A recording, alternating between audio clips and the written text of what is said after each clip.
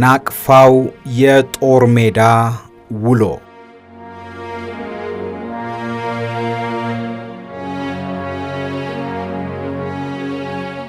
ውድ የኢትዮ ሜዳ ቤተሰቦች የምርጥ ገጾች ዝግጅታችን ተጀምሯል።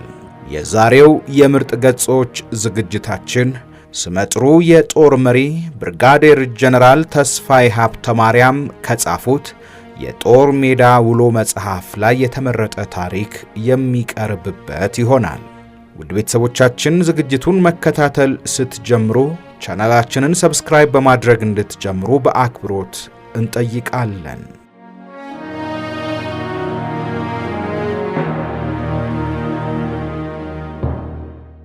ክፍል 4 ስለ መሬት። የናቅፋ ከተማ ከአካባቢው መሬት ጋር የተመሳሰሉ ከመንገድ ግራና ቀኝ በመስመር የተሰሩ ግድግዳቸው በጨፈቃ ጣራቸው በአሸዋ የተከደኑ ቤቶች ይገኙባታል። ከአውሮፕላን ወደ ታች ሲመለከቱ ቤቶች መሆናቸውን ለይቶ ለማወቅ ያስቸግራል። ከከተማው በቅርብ ርቀት በስተ ምዕራብ አቅጣጫ ትልቅና ከሰሜን ወደ ደቡብ የተዘረጋ ሰንሰለታማ ተራራ አለ። ከተራራው በስተ ምስራቅና ከተራራው ስር በጎርፍ የተሸረሸሩ ለሞርታርና ለአየር መቃወሚያ መሳሪያዎች ከአውሮፕላን እይታ ለመከለልና ከከባድ መሳሪያ ድብደባ መከታ መሆን የሚችሉ ሸለቆዎች ይገኛሉ። ከተራራው ስር ከበስተ ምስራቅ ከሰሜን ወደ ደቡብ አቅጣጫ የሚያልፍ ደረቅ ወንዝ አለ። ይህ ደረቅ ወንዝ ቀድሞ ለተቆጣጠረው እግረኛ ጦር ከመሬትና ከአየር እይታ ከልሎ በቀን ማንቀሳቀስ የሚያስችል ነው። በጭሮሽ በቀላሉ የመጠጥ ውሃም ያስገኛል። ከሻለቃው ጦር ሰፈር በስተ ሰሜን፣ በስተ ምስራቅና በስተ ደቡብ የሚገኙ መሬቶች ከፍታቸው መጠነኛ የሆኑ ብዛት ያላቸው የተበታተኑ ኮረብታዎች አሉ። 15ኛ ሻለቃ በመከላከያነት የያዘው ወረዳ ከከተማውና ከአካባቢው መሬት ጋር ሲነጻጸር ጎድጎድ ያለ ገበቴ መሰል ቅርጽ አለው። በአጠቃላይ ናቅፋ ከተማ የ15ኛ ሻለቃ ጦር ሰፈር አካባቢ ሸለቆ የበዛበት፣ ሰበርባራ ድንጋያማና ባጣ ጎርባጣ የበዛበት፣ በእሾሃማ ቁጥቋጦችና በረዣዥም ሳር የተሸፈነ ነው። በዚህ ወረዳ ላይ በፓራሹት ከአውሮፕላን የሚዘል ጦር ለእግር ስብራትና ለወለምታ የተጋለጠ ነው። የ15ኛ ሻለቃ ጦር ሰፈር ወይም መከላከያ ወረዳ የሚገኘው ከናቅፋ ከተማ ደቡብ ከተማውን ተጠግቶ ነው። በ15ኛ ሻለቃ ቁጥጥር ስር የሚገኘው ወረዳ በጣም ጠባብ ስለሆነ በአንድ ጊዜ ከአውሮፕላን የሚዘለው ጦር ቁጥር ብዛቱ ትንሽ ይሆናል። ግዳጅ ከአየር ወለድ ሻለቃ ጦር አንድ ሻምበል 99 የሰው ኃይል ያለው ከአየር ኃይል በሚቀርብለት 2 ሲ119 አውሮፕላን በቀቀንና በሰዓት ከአስመራ ኤርፖርት በመነሳት ናቅፋ ላይ በሰዓት በፓራሹት ከአውሮፕላን በመዝለል 15ኛ ሻለቃን እንዲያጠናክር ግዳጅ ተሰጥቶታል። አፈጻጸም ለዝላይ የምንጠቀምበት አውሮፕላን ሲ119 የተባለ አውሮፕላን ሲሆን በአንድ ጊዜ የመያዝ አቅሙ 50 ዘላይ ነው። የሚዘለው የአየር ወለድ ሻምበል የሰው ኃይል 99 ስለሆነ ለግዳጅ አፈጻጸም ያመች ዘንድ የሻምበሉን ጦር ጠቅላይ ሰፈር ጨምሮ በሁለት የመቶ ተዋቅሯል። ከቀቀን መቀነስ አንድ ፋና ወጊ ፓስፋይንደር የዝላይ ወረዳውን ለመከላከል ልዩ ልዩ ምልክቶችን ለመትከልና ለማንጠፍ የሚያስፈልጉ ቁሳቁሶቹን በመያዝ ናቅፋ 15ኛ ሻለቃ ጦር ሰፈር ውስጥ ከሄሊኮፕተር እንዲዘል ይደረጋል። ከሰዓት መቀነስ አንድ የዝላይ ወረዳውን በመለየት የፓናል ምልክቶች ያነጥፋል። ለዝላይ 2 ሲ119 አውሮፕላኖች ይዘጋጃሉ። አንደኛው የመቶ በመጀመሪያ አውሮፕላን፣ ሁለተኛው የመቶ ደግሞ በሁለተኛው አውሮፕላን ይጠቀማሉ። የሻምበል ጠቅላይ ሰፈር ከአንደኛ የመቶ ጋር በመዳበል ከአውሮፕላኑ በግራ ክንፍ በኩል የመጀመሪያ 4 መቀመጫን ይይዛል። የሻምበል አዛዡ በመጀመሪያው የግራ መቀመጫ ላይ ሲቀመጥ የአንደኛ የመቶ መሪ በቀኝ ክንፍ በኩል ባለው የመጀመሪያ መቀመጫ ላይ ይቀመጣል። በ15ኛ ሻለቃ ቁጥጥር ስር ያለው ወረዳ በስተ ምዕራብ በኩል በሚገኘው ሰንሰለታማ ተራሮች ምክንያት ከምዕራብ ወደ ምስራቅ አቅጣጫ ለበረራ ምቹ ስላልሆነ የዝላይ አውሮፕላኑ የመብረሪያ አቅጣጫ ከደቡብ ወደ ሰሜን ይሆናል።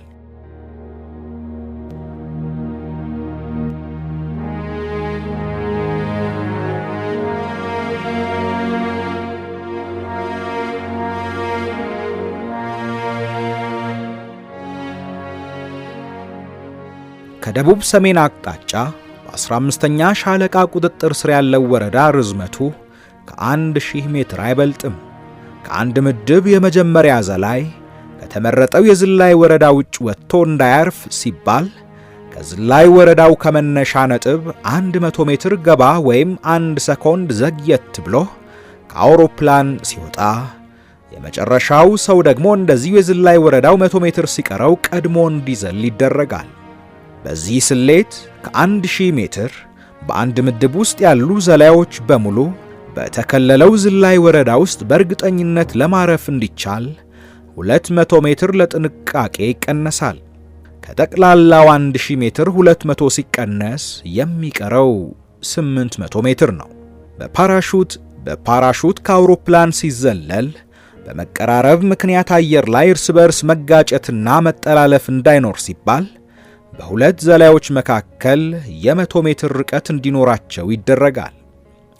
በሁለት ዘላዮች መሃል የ100 ሜትር ርቀት እንዲኖር ከአውሮፕላን ሲወጡ የ1 ሰኮንድ ልዩነት እንዲኖራቸው ይደረጋል። C119 አውሮፕላን ሁለት የመውጫ በሮች ስላሉት በአንድ ጊዜ 16 ዘላዮችን ማዘለል ይቻላል ማለት ነው። አውሮፕላኑ የመጀመሪያው ምድብ አዘልሎ ሁለተኛው ምድብ ለማዘለል በምዕራብ አቅጣጫ ያለውን ተራራ ከበስተጀርባ ዞሮ ለመምጣት የበረራ አቅጣጫውን ከደቡብ ወደ ሰሜን ለማስተካከልና ሁለተኛው ምድብ ለማዘለል በግምት ከ7 እስከ 8 ደቂቃ ይፈጃል። አንድ ምድብ 16 ሰዎች ከሆኑ 50 ሰዎች 3 ምድብ ይሆናሉ ማለት ነው። አንድ ምድብ ለማዘለል ከ7 እስከ 8 ደቂቃ ከፈጀ 3 ምድብ ለማዘለል ከ14 እስከ 16 ደቂቃ ያስፈልጋል ማለት ነው። በዚህ ስሌት የዝላይ አውሮፕላኑን ናቅፋ ዝላይ ወረዳ ከ14 እስከ 16 ደቂቃ መቆየት አለበት። ከ14 እስከ 16 ደቂቃ አየር ላይ ቆይታው የጠላት በርካታ አየር መቃወሚያ መሳሪያዎች ስለሚተኮሱ የመመታት ዕድሉ ሰፊ ይሆናል። ስለዚህ በተቻለ መጠን የአውሮፕላኑን አደገኛ ወረዳ ላይ ቆይታ መቀነስ ያስፈልጋል። ስለሆነም ዝላዩን ለማፋጠን በ2 ሴኮንድ ውስጥ 3 ዘላዮች እንዲዘሉ በማድረግ ዝላዩ በ2 ዙር እንዲጠናቀቅ በማድረግ አውሮፕላኑ በአደገኛ ወረዳ ለ8 ደቂቃ ብቻ እንዲቆይ ይደረጋል። የአውሮፕላን የበረራ አቅጣጫን ለማስተካከያና ከዝላይ ወረዳ ጋር ለመተዋወቂያ ይደረግ የነበረው ነፃ በረራ ወረዳው አደገኛ ስለሆነ አይደረግም።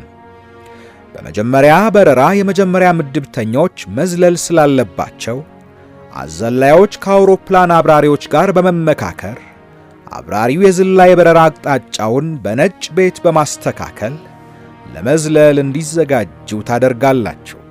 የተነጠፉ ፓናሎች ከበረራ ከፍታው መራቅ የተነሳ ላይታዩ ይችላሉ።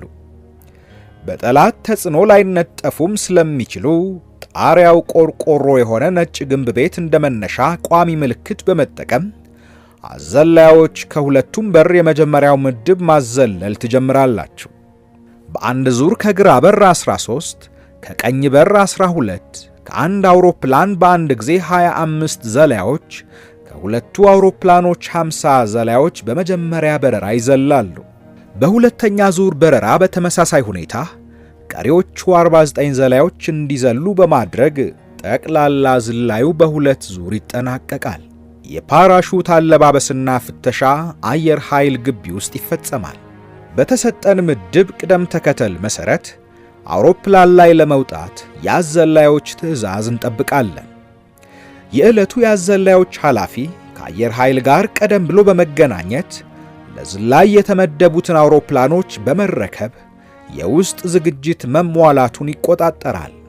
የጎደለ ነገር ቢኖር እንዲሟላ ያደርጋል። ከኤርፖርት ጀምሮ ዝላዩ እስከሚጠናቀቅ ድረስ በአዘላዮች የሚሰጡትን ተከታታይ ትዕዛዞች ተቀብለን እንፈጽማለን።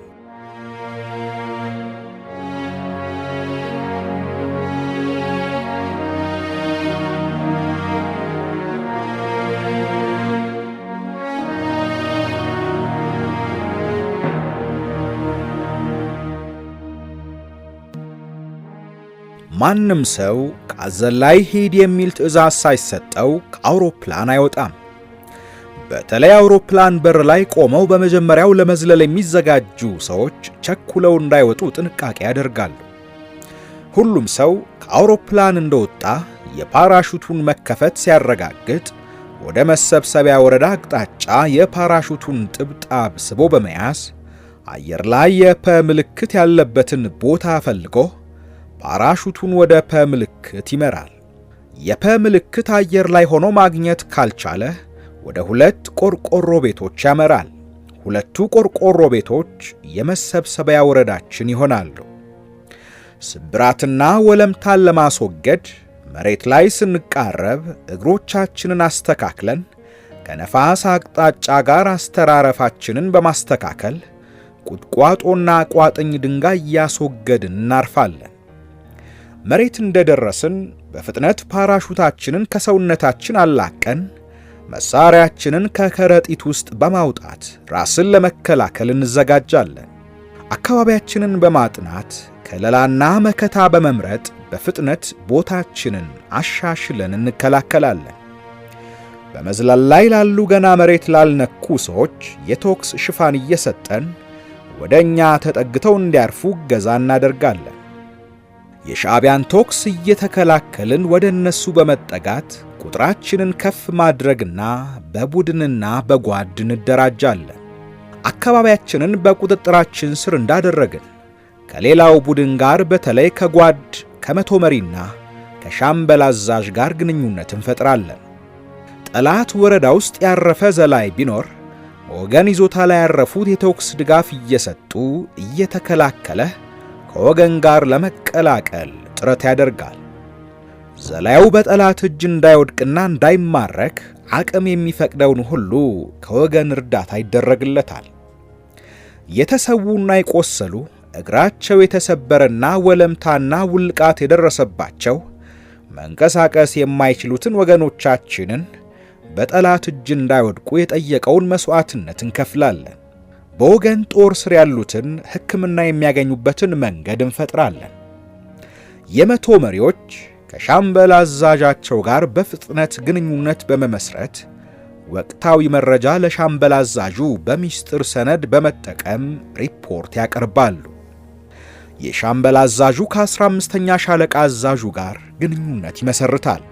ለነፍስ ወከፍ መሳሪያ ታጣቂዎች ጠመንጃ ከነሳንጃው 360 ጥይት፣ 5 መጋዘንና በነፍስ ወከፍ 4 የእጅ ቦምብ ይታደላል። ለቡድን መሳሪያ ምድብተኞች ከምድብ መሳሪያቸው በተጨማሪ ነጥብ 45 ሽጉጥ ከ2 መጋዘን ጥይት ጋር ይታጠቃሉ። ለአይነት 60 መትረየስ 3 መደበኛ ጭነት ጥይት ይታደላል። በአንድ ጓድ ውስጥ አንድ አይነት 60 ቀላል መትረየስና አንድ አይነት 69 የጠመንጃ ቦምብ ማስወንጨፊያ ይኖራል። የምግብ መያዣ ማሲኖዳ፣ የትጥቅ ማንገቻ፣ የጥይት መያዣ ኮሮጆ፣ የነፍስ ወከፍ አካፋ፣ የነፍስ ወከፍ ድንኳን ከነካዝማውና ከነችካሎቹ፣ የመጀመሪያ ደረጃ የሕክምና መስጫ ጨርቅ ከነኮሮጆ ሁሉም ሰው ይይዛል። አንድ ተጨማሪ አረንጓዴ ሸሚዝና ሱሪ፣ ሸራ ጫማ፣ የጫማ ቀለምና ብሩሽ፣ 2 ጥንድ የእግር ሹራብ፣ 2 የውስጥ ልብስ፣ ማበጠሪያ፣ ምላጭ፣ መርፌና ክር፣ የልብስ ማጠቢያና የገላ ሳሙና እንዲሁም ፎጣ ይይዛል።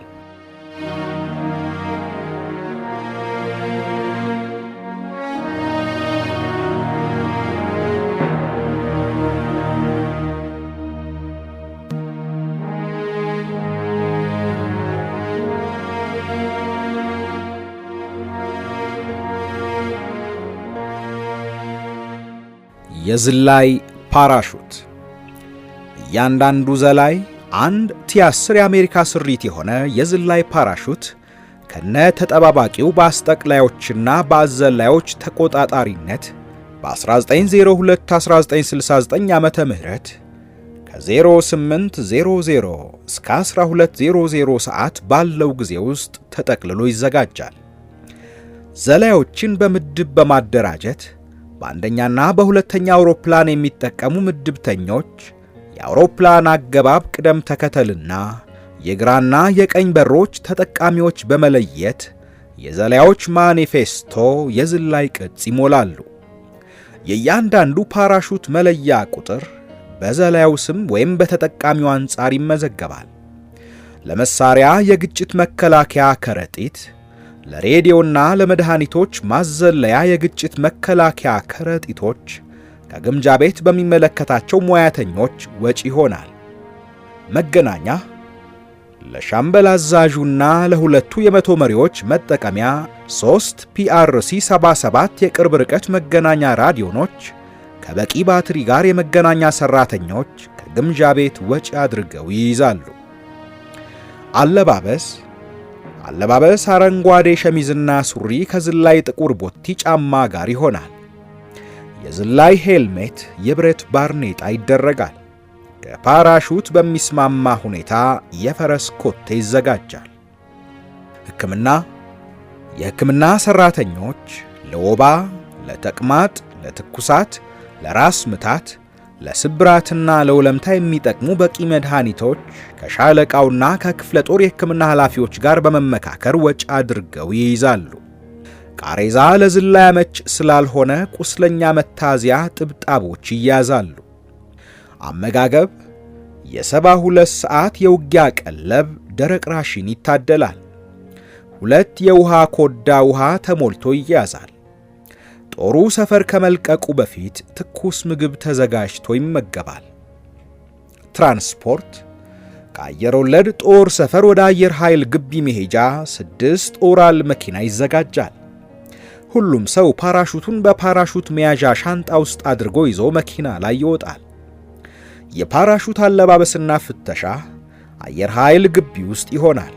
አየር ኃይል ግቢ መድረሻ ሰዓት መቀነስ 2 ነው። እዝና መገናኛ እኔ በመጀመሪያ አውሮፕላን ከአንደኛ የመቶ ጋር እገኛለሁ። በዝላይ ጊዜ የመጀመሪያ ዘላይ ሆናለሁ። ከዝላይ በኋላ ጦሩ እስከሚሰበሰብ ድረስ ነጭ ግንብ ቤት ወይም መሰብሰቢያ ወረዳ አጠገብ እገኛለሁ። በውጊያ ጊዜ መጀመሪያ ከአንደኛ የመቶ ጋር፣ ቀጥሎ ውጊያ ወደ ጠነከረበት ቦታ እየተዘዋወርኩኝ የቅርብ ክትትል አደርጋለሁ። ከዝላይ በፊት ግንኙነት በተላላኪ ይሆናል። ሬዲዮ አይከፈትም። ከዝላይ በኋላ ግንኙነት በሬዲዮ በሚስጥር ሰነድ በመጠቀም ይሆናል። የመቶ መሪዎች ከሻምበል አዛዡ ጋር ግንኙነት በመመስረት ወቅታዊ ሪፖርት ያስተላልፋሉ። የሻምበል አዛዡም ከ15ኛ ሻለቃ አዛዥ ጋር በመገናኘት ተባብረው ውጊያውን ይመራሉ። እኔ በውጊያ ብሞት ወይም አመራር መስጠት በማልችልበት ሁኔታ ብቆስል የአንደኛ የመቶ መሪ የሻምበል አዛዥነቱን ደርቦ በመያዝ አመራር ይሰጣል።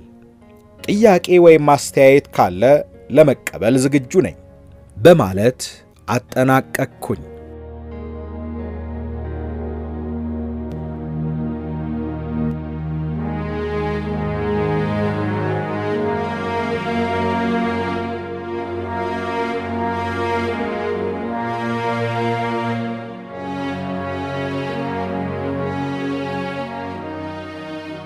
የሁለተኛ ክፍለ ጦር አዛዥ ሻምበል ተስፋዬ፣ እናመሰግናለን። ጥያቄዎች ካሉ በመጨረሻ ይቀርባሉ። አሁን በቀጥታ ወደ አየር ኃይል ዕቅድ እንሸጋገር አሉና አየር ኃይል ሪፖርት እንዲያቀርብ ጋበዙ። የአስመራ ቤዝ የአየር ኃይል ዘመቻ መኮንን ዕቅዳቸውን እንደሚከተለው አቀረቡ።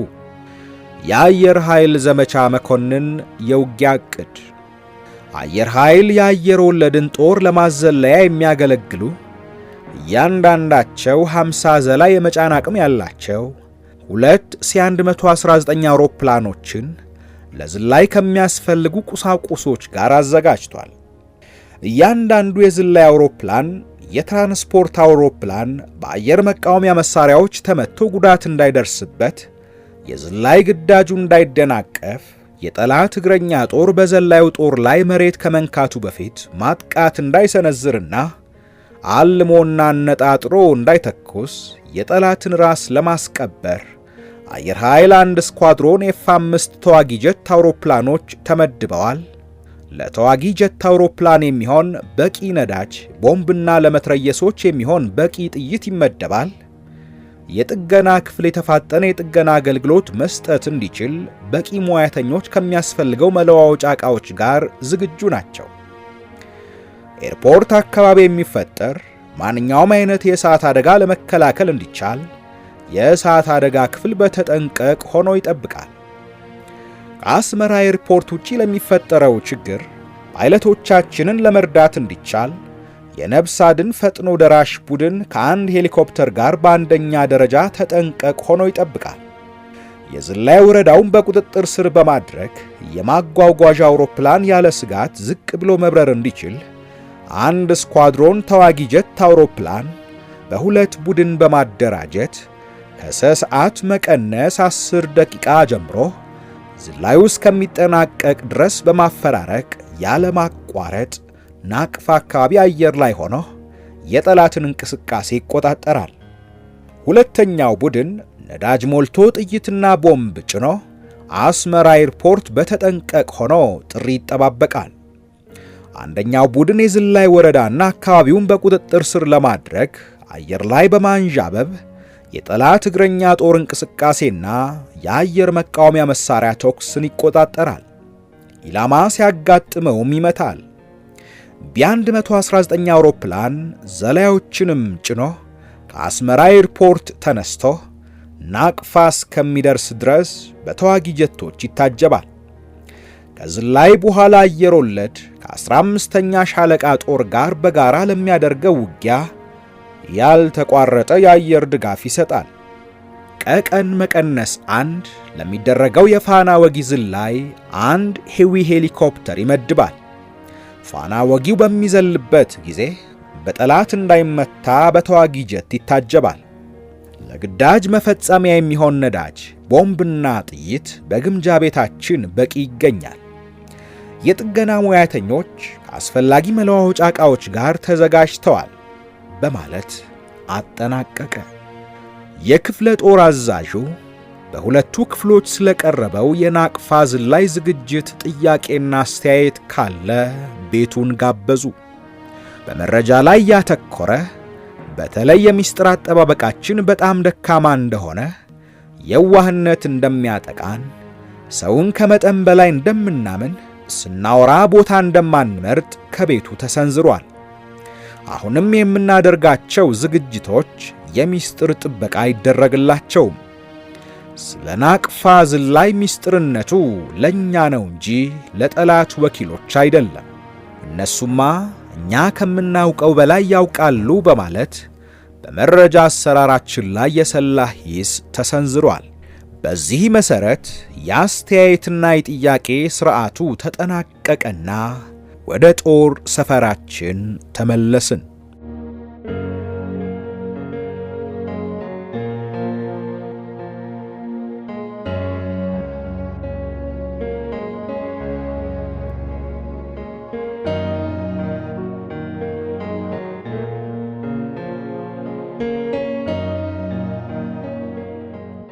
ውድ የኢትዮ ሜዳ ቤተሰቦች፣ በምርጥ ገጾች ዝግጅታችን ከብርጋዴር ጀነራል ተስፋዬ ሀብተ ማርያም የጦር ሜዳ ውሎ መጽሐፍ የመረጥንላችሁ ታሪክ ክፍል 4 አብቅቷል። በቀጣይ ክፍል 5ን ይዘንላችሁ እንቀርባለን። ውድ ቤተሰቦቻችን ቻናላችንን ሰብስክራይብ እንድታደርጉ ሐሳብና አስተያየቶቻችሁንም እንድታጋሩን በአክብሮት እንጠይቃለን።